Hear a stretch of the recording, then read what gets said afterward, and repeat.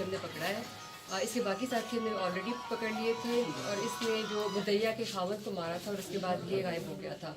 सो इसको हमने पकड़ा है, इसे आला कत्ल भी रिकवर है और एहतराज़ जुर्म भी ये कर चुका है। इसके अलावा हमारे 3 गैंग्स हैं। एक गैंग जो है वो बिस्तर कॉलोनी का है, रज़ाक डकैत गैंग है, इसके 4 मेंबर्स हैं, इसमें भी 2 पीओस हैं और एक गैंग है हमारा थाना नसीराबाद का और एक गैंग है हमारा थाना लियाकताबाद का जिसका नाम अल्लाह दित्ता उर्फ लाली चोर गैंग ग्रुप है। इन सारे गैंग से और सारे जितने भी अरकान हैं गैंग से तकरीबन हमारे 33 लाख की रिकवरी है।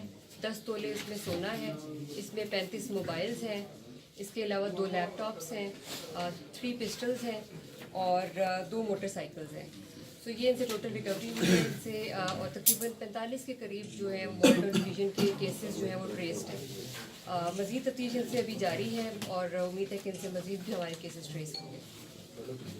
अच्छा मैम, ये कत्ल का जो मुलजिम है इसके बारे में बता दें कि इसने कत्ल की वजह क्या थी, क्यों इसने मारा, कोई तफ्तीश में इसने क्या बात बताई है? इसमें तफ्तीश में यही है कि बेसिकली इसका जो तनाज़ा था इसके साथ घरेलू मसले मसाइल थे इसके और इसने